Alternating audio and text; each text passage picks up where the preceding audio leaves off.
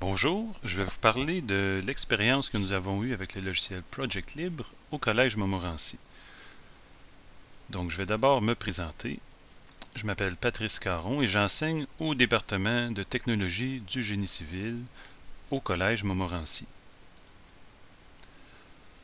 Si on jette un coup d'œil à la page d'accueil du logiciel Project Libre, qui est un logiciel gratuit qu'on peut télécharger et installer sans aucun frais, c'est un logiciel de gestion de projet. Donc, qu'est-ce que ça fait un logiciel de gestion de projet?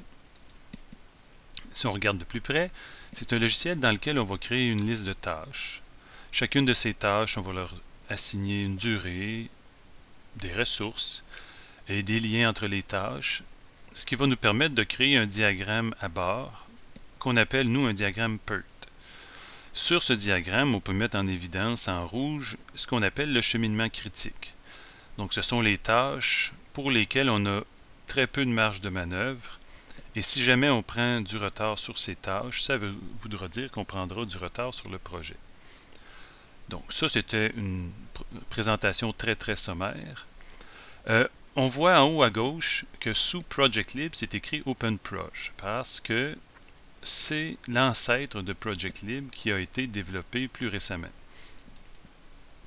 Donc, nous, au Collège Montmorency, notre premier essai qu'on avait fait, c'était avec le logiciel OpenProj, ce qui nous a laissé un goût amer parce que ça s'est pas bien passé. Le logiciel s'est avéré instable dans nos laboratoires et il y a eu beaucoup de frustration par les étudiants et aussi par les profs.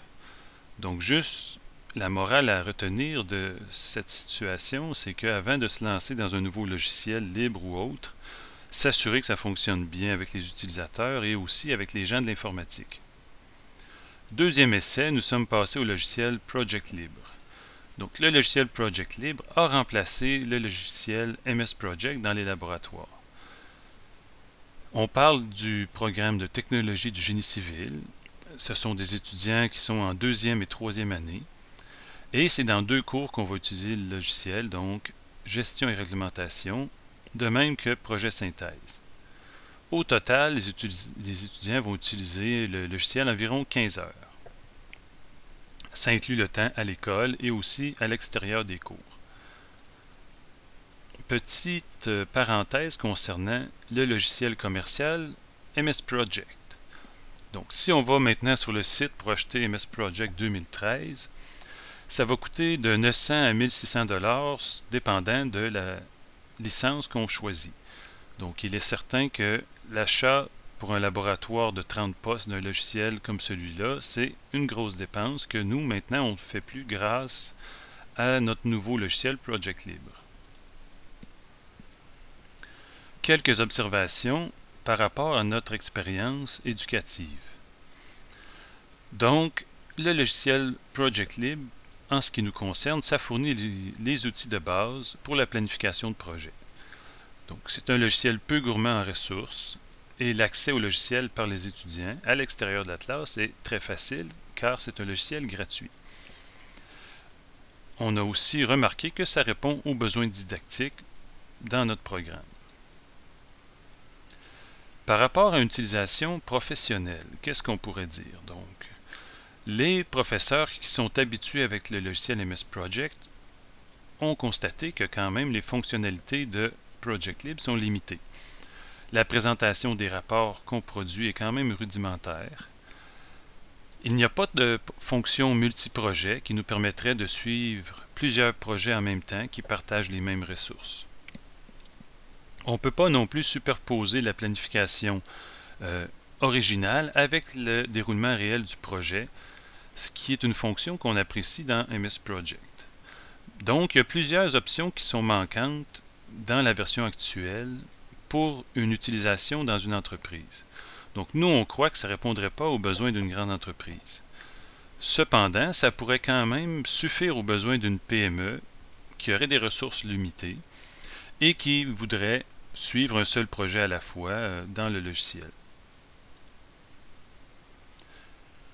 Une petite note que je voulais ne pas oublier de dire, c'est qu'actuellement, l'ADTE collabore avec le Centre d'expertise en logiciel libre pour aider au développement du logiciel MS Project, entre autres. dans le but de l'améliorer dans un but éducatif, mais aussi peut-être pour des utilisations commerciales.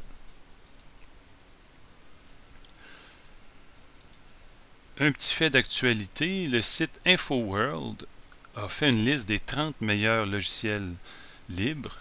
Dans cette liste, il y a le logiciel Project Libre, de même que le logiciel WordPress et plein d'autres logiciels qu'on connaît bien dans le monde du logiciel libre. Donc, c'est un logiciel qui se taille déjà une place auprès de la communauté.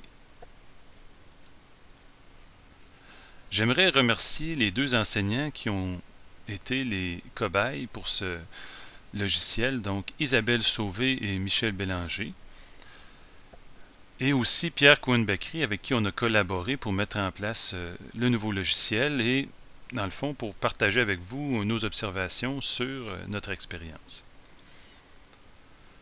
Donc, ça conclut ma présentation. Cette présentation a été faite sur le logiciel Prezi et la capture que vous écoutez a été rendue possible grâce au logiciel gratuit CamStudio que vous pouvez télécharger. Merci.